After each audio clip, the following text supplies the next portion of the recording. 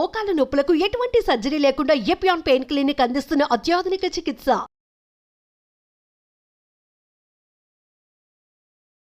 Hi Chaitanya గారు. Hello madam. Chaitanya గారు, మోకాల నొప్పి అనేది వెయిట్ తో సంబంధం ఎక్కువ శాతం అనిపిస్తుంది, ఏజ్ తో సంబంధం తక్కువ అనిపిస్తుంది ఇప్పుడు ప్రజెంట్ సినారియో తీసుకుంటే. ఎందుకంటే చిన్న చిన్న పిల్లలు కూడా like who are into sports, వాళ్ళకు కూడా చాలా తొందరగా మోకాల అరుగుదల కానీ పెయిన్ కానీ వచ్చేస్తుంది. సో గూగుల్లో సెర్చ్ చేసినా ఎక్కడ చేసినా రకరకాల ఇన్ఫర్మేషన్ మనకు కనిపిస్తున్నాయి. మీరు ఇది తాగండి, అది చేయండి, ఇది చేయండి అని. అసలు ఒక 3 సూపర్ ఫుడ్స్ ఫ్లెక్సిబిలిటీ పెరగడానికి, అరిగిపోకుండా ఉండడానికి, కొంచెం ఆ గుజ్జు పెరగడానికి, ఆ నొప్పి పోవడానికి ఏమైనా 3 సూపర్ ఫుడ్స్, 3 లేకపోతే హోమ్ రెమెడీస్ సజెస్ట్ చేయమంటే ఏం చెప్తారండి? నేనేం చెప్తా అంటే, ఇప్పుడు మనం ఫస్ట్ మనకు కొన్ని అర్థం అవ్వాలి, కొన్నిట్లా బేసిక్ అర్థం అవ్వాలి. మోకాల నొప్పి వచ్చేది ఎందుకు వస్తుంది? ఇప్పుడు చాట్ జీపీటీ నడుస్తుంది కదా, చాట్ జీపీటీనే మీరు అడగండి, ఒక 100 కారణాలు చెప్పరా భయ్ దీనివల్ల మోకాల నొప్పిలు వస్తున్నాయి అంటే అన్నీ చెప్తాయి. ఇవన్నీ మనం చేస్తాం. అయితే ఈ 100 కారణాలు అయితే అన్నీ అయితే ఇంపార్టెంట్ కాదు కదా. నేను సింపుల్గా 3-4 చెప్తాను మీకు, దానివల్లనే మ్యాక్స్ మోకాల నొప్పులు వస్తుంది. చిత్తంగా సిట్టింగ్ పొజిషన్, స్లీపింగ్ పొజిషన్ వల్ల కూడా ఎఫెక్ట్ అవుతుందా? అవుతుంది. ఇప్పుడు స్ట్రేట్ కూర్చుంటే కూడా ఒక్కొక్కసారి మోకాల నొప్పులు అవుతాయి, ఒక్కొక్కసారి మనం చక్కగా కూర్చోకపోతే కూడా మోకాల నొప్పులు అవుతాయి. మోకాల నొప్పికి కారణాలు 100, కానీ మెయిన్ కారణాలు కొన్ని చెప్తాం మీకు. First and foremost very important ఏంటంటే మన బరువు ఎంతున్నా మోకాల మీద అంత ఎక్కువ బరువు అడుడు. అయితే మనకు బరువు తక్కువ ఉందనుకోండి, మోకాల మీద తక్కువ బరువు పడుతుంది కదా. ఇప్పుడు బండి ఉంది, బండి మీద ఒక్కడే మనిషి కూర్చొని పోతుండ అనుకోండి, దాని మైలేజ్ ఎక్కువ వస్తుంది, అది ఎక్కువ రోజులు ఉంటుంది. అయితే దాని అర్థం ఏంది? ఇప్పుడు మనది కూడా మోకాలది మైలేజ్ మంచిగా ఉండాలంటే మనం ట్రిపుల్ రైడింగ్ చేయొద్దు. దాని అర్థం ఏంది? ఎంత బరువు తక్కువ ఉంటే అంత మంచిది. అది ఒకటి. So weight control first point. Second point ఏంటంటే ఫిజికల్ యాక్టివిటీ ఉండాలా మోకాలకు. ఇప్పుడు అదే బండి ఎగ్జాంపుల్ తీసుకోండి. మళ్ళా ఇప్పుడు అసలు ఎవరు నడుతనే లేదు, అట్లా పడేసి ఉంది గ్యారేజ్లా, ఏమవుతుంది? ఆటోమేటిక్ ఖరాబ్ అవుతుంది. సో మోకాలు కూడా అట్లనే, మనం దీన్ని అస్సలు వాడకపోతే ఏమవుతుంది? పాడవుతాయి. కానీ ఇప్పుడు ఫర్ ఎగ్జాంపుల్ ఈ మధ్య ట్రెడ్మిల్స్, సైక్లింగ్ ఎక్కువ యూజ్ చేసినా మోకాలు తొందరగా అరిగిపోతాయి, అలాంటివి చేయొద్దు అని అంటున్నారు. అవును, నేనే చెప్తా ఫస్ట్ ట్రెడ్మిల్లు గిడ్మిల్లు కొనొద్దు. పోయి మనకు దేవుడు ఇంత పెద్ద భూమి ఇచ్చిండు, ఆ భూమి మీద చెప్పులు వేసుకోకుండా, షూస్ వేసుకోకుండా నడవండి అంటాను నేను. అట్లా నడిస్తే, వాకింగ్ చేస్తే, ఇప్పుడు మీరు పార్క్ వెళ్ళి ప్రశాంతంగా, మీకు న్యాచురల్ ఎన్వైరన్మెంట్ ఉంటుంది, దాంట్లో మీరు వాకింగ్ చేయండి, ఫ్రెష్ ఎయిర్ ఉంటుంది, ఆక్సిజన్ ఉంటుంది, మొత్తం చెట్లు ఉంటాయి, అప్పుడు దాని ఎఫెక్ట్ ఉంటుంది. పాజిటివ్ మైండ్లో కూడా అవుతుంది. ఇప్పుడు మనం న్యాచురల్ బ్యూటీ చూస్తే ఒక వేరే రకం సాటిస్ఫాక్షన్ వస్తుంది మనకు. అట్లా పాజిటివిటీ మైండ్లో కూడా ఉంటుంది, పాజిటివిటీ బాడీలో కూడా ఉంటుంది. అది కాకుండా మాటలు ఉంటాయి కదా, ఆ మాటకు పోయి ఒక 100 ప్లాస్టిక్ చెట్లు కొనేసి మొత్తం ఇంట్లో పెట్టుకొని, ఒక ట్రెడ్మిల్ పెట్టుకొని, హెడ్ ఫోన్ పెట్టుకొని నడుస్తే ఏడికెళ్ళి అవుతుంది? మోకాలు అయితే ఇంకా తొందరగా అరుగుతాయి, మనకు న్యాచురల్ ఆక్సిజన్ ఉండదు, ఎన్వైరన్మెంట్ ఉండదు. సో ఏమవుతుంది? మనకు స్ట్రెస్ కూడా ఎక్కువ అవుతుంది. ఇప్పుడు అక్కడ దోస్తులు కలుస్తారు, వాళ్ళతో మాట్లాడుకుంటా జరసేపు నడిస్తే మనం అలసిపోయినామని కూడా అర్థం కాదు. అదే ఇంట్లో అలారం పెట్టుకున్నాం 20 minutes ట్రెడ్మిల్ మీద, మ్యూజిక్ పెట్టుకున్నాం, నడుస్తూనే ఉన్నామంటే అది స్పీడ్ ఒక్కటే ఉంటుంది దాంట్లో, అది మనం చేంజ్ చేయం. ఇక్కడ ఏమవుతుంది? మనం జర తకాయించిపోయినామంటే జర మెల్లగా నడుస్తాం, మళ్ళీ ఎనర్జీ వచ్చినాక మళ్ళీ ఫాస్ట్ నడుస్తాం. ఇక్కడ అడ్జస్ట్మెంట్ ఉండదు, దానివల్ల మజిల్స్ పైన స్ట్రెయిన్ పెడుతుంది, మోకాల పైన స్ట్రెయిన్ పడుతుంది. అయితే ఎక్సర్సైజ్ కూడా కరెక్ట్ విధానంలో చేయాలి ఎక్సర్సైజ్, అప్పుడు మనకు మోకాలు జర మంచిగా ఉంటాయి. మళ్ళీ ఇంకోటి ఏంటంటే స్ట్రెస్. ఇప్పుడు ఏంటంటే ఒక పేషెంట్కి అరిగిపోయినాయి మోకాలు, గిసాయించిపోయినాయి మొత్తం. ఇప్పుడు మోకాలు అరుగుదల అంటే ఏంది? ఇప్పుడు మోకాలు ఎట్లా తయారవుతాయి? బోన్స్ ఏదైతే జాయిన్ అవుతాయి కదా, joint with cartilage and supported by muscles, ligaments, ఇవన్నీ దాంతో ఒక జాయింట్ తయారవుతుంది.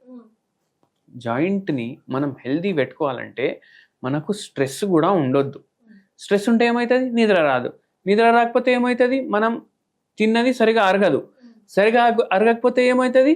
కాల్షియం తగ్గుతుంది బాడీలో, కాల్షియం తగ్గితే బోన్లు వీక్ అవుతాయి, జాయింట్లు వీక్ అవుతాయి, అవునా కదా? అయితే ఏం చేయాలంటే స్ట్రెస్ ఉండొద్దు.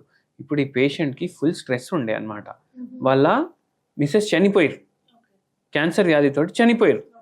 దాని తర్వాత ఏమైందంటే ఈ పేషెంట్కి ఒంటరితనం వచ్చింది లైఫ్లో. అంటే అసలు ఇంకా నేను బతికి ఏం చేయాలి, చచ్చిపోతా నేను అనేసి ఉంది. కానీ దేవుడు లేపుకొని నాకు ఓతలేడు అంటున్నాను.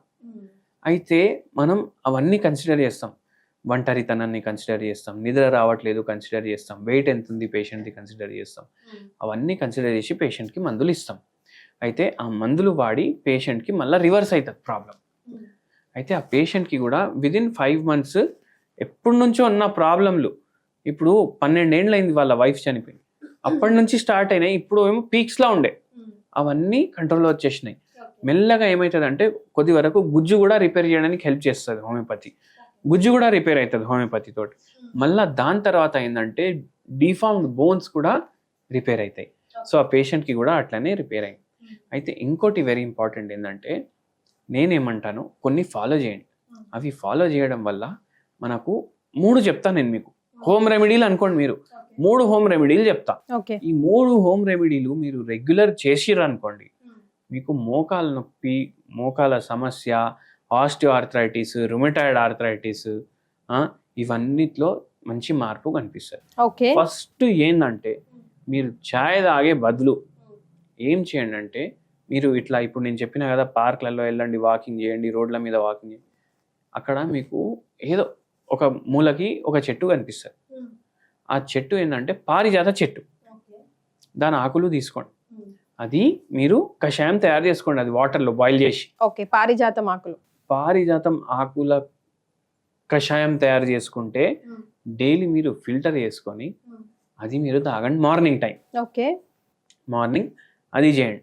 మధ్యాహ్నం మీరు ఏం చేస్తారంటే 1 కప్పు దాంట్లో మీరు కొంచెం ఇట్లా పించ్ దాల్చిని చెక్క పౌడర్, 1 పించ్ పసుపు, 1 పించ్ సొంటి, దాని మీద నిమ్మకాయ వేయండి, దీంట్లో కొద్దిగా వాటర్ వేయండి, కలుపుకోండి, తాగేసేయండి లంచ్ తినే ముందు. అంటే ఒక చిన్న కప్పు పై దాంట్లో 1 పించ్ సొంటి, 1 పించ్ దాల్చిని చెక్క పౌడర్, 1 పించ్ ఏమో పసుపు, ఇవి కలుపుకొని తాగేసేయండి. ఇప్పుడు ఇవి ఏం చేస్తాయి, పసుపులో యాంటీబయాటిక్ ప్రాపర్టీస్ ఉంటాయి, పసుపులో ఎనర్జెటిక్ ప్రాపర్టీస్ ఉంటాయి, యాంటీ ఇన్ఫ్లమేటరీ ప్రాపర్టీస్ ఉంటాయి. అంటే మన జాయింట్లు, ఒక పేషెంట్ జాయింట్లు ఎట్లా ఉబ్బినాయి అంటే, ఇప్పుడు మోకాలు నార్మల్గా ఇంత ఉంటుంది కదా, ఆ పేషెంట్ మోకాలు ఇంత అయిపోయింది అదే వెయిట్ వల్ల ప్లస్ దాంతోపాటు జాయింట్ అరుగుడు వల్ల. అయితే ఈ స్వెల్లింగ్ తగ్గించడానికి ఇది హెల్ప్ చేస్తుంది, దాంట్లో ఉన్న నొప్పి తగ్గించడానికి హెల్ప్ చేస్తుంది. మళ్ళీ టర్మరిక్ లో ఏముంటది అంటే కర్క్యూమిన్ ఉంటది, ఇది ఏం చేస్తుంది, ఇది చాలా హెల్త్ కి బెనిఫిషియల్ ఉంటుంది, నొప్పులు తగ్గించడానికి, ఇన్ఫెక్షన్లు ఫైట్ చేయడానికి, న్యాచురల్ యాంటీబయాటిక్ అంటాను నేను, అట్లా హెల్ప్ చేస్తుంది. మళ్ళీ దాని తర్వాత సొంటి చేస్తున్నాం కదా, అది కూడా మనకు ఒక రిలాక్స్ ఫీలింగ్ ఇస్తుంది. ఇప్పుడు చాయ్ ఉంటుందా, మనం తాగుతాం అందరం, సొంటి చాయ్ ఒక సిప్ ఇట్లా తీసుకోగానే అబ్బా అని ఒక రిలాక్స్ ఫీలింగ్ వస్తుంది కదా, సేమ్ ఫీలింగ్ మనకు మోకాలకు ఇస్తున్నాం మనం. మన మోకాలకు కూడా అమ్మయ్య అని అనిపించాలి, ఆ ఫీలింగ్ సొంటి ఇస్తుంది అనమాట. సో ఇది కొన్ని రోజుల పాటు చేయాలా కంటిన్యూస్ గా? మీరు చేస్తే మీకు వారంలో మెల్లమెల్లగా మార్పు స్టార్ట్ అయిపోతుంది. అయితే ఈ 3 కలుపుకొని తాగండి, మీకు మంచి రిలీఫ్ కూడా ఉంటుంది. దీంతో మళ్ళీ మనం హోమియోపతి మెడిసిన్స్ కూడా ఇస్తాం, రిపేర్ కి హెల్ప్ చేస్తుంది. సో మార్నింగ్ ఒకటి, మధ్యాహ్నం ఒకటి చెప్పారు. సో 1 more నైట్ మీరు ఏం చేయాలంటే, మీరు డైలీ ఇప్పుడు మజిల్ కూడా స్ట్రెంగ్త్ అవ్వాలి కదా, డైలీ మజిల్ స్ట్రెంగ్త్ కోసం మనం ప్రోటీన్ ఇంటేక్ ఎక్కువ చేయాలి. ఇప్పుడు ప్రోటీన్ ఇంటేక్ అందరు నాన్ వెజ్ అంటారు, నాన్ వెజ్ అంటే ఏమో దానికి ఇంజెక్షన్లు ఇస్తారని మీరే చెప్తారు కదా డాక్టర్ అనేసి కింద కమెంట్లు రాస్తారు. అందుకే ఏం చేయండి అంటే, పుట్నాల పొడి ఉంటారు కదా, డైలీ నైట్ 2 బుక్కలు అన్నం, దాని మీద ఇంత అన్నం తీసుకున్నారు అనుకోండి, అంతే పుట్నాల పొడి వేయాలి దాని మీద. ఇప్పుడు పుట్నాల పొడి ఎంత వేస్తాం మనం,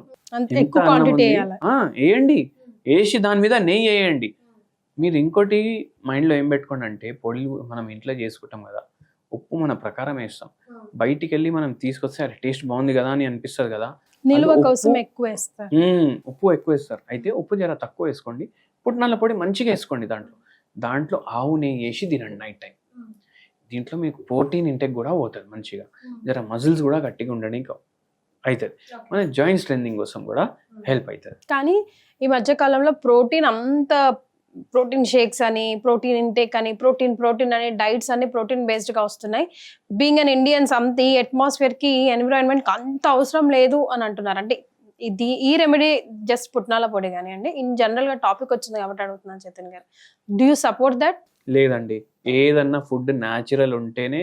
ఇప్పుడు మనం చూడండి, డైట్ తింటాం కదా, మనం బ్యాలెన్స్ డైట్ తినాలి. మనం బ్యాలెన్స్ డైట్ తింటేనే మన బాడీ బ్యాలెన్స్డ్ ఉంటుంది, లేకపోతే బాడీలో ఇంబ్యాలెన్స్ అవుతుంది. ఇప్పుడు అది వదిలేసి మనం బయటికి వెళ్ళి ప్రోటీన్ షేకులు, ప్రోటీన్ బార్లు ఇవన్నీ తింటే ఏమవుతుంది, బాడీలో కార్బోహైడ్రేట్ చాలా వరకు తగ్గిపోతుంది, ప్రోటీన్ ఏమో చాలా ఎక్కువ అయిపోతుంది.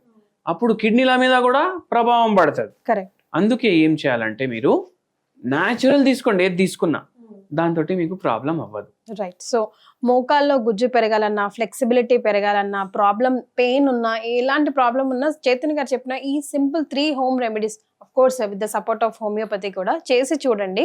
మీకు ఎలా అనిపిస్తుందో కమెంట్ బాక్స్ లో తెలియజేయండి. థ్యాంక్ యూ చైతన్య గారు. Thank you madam.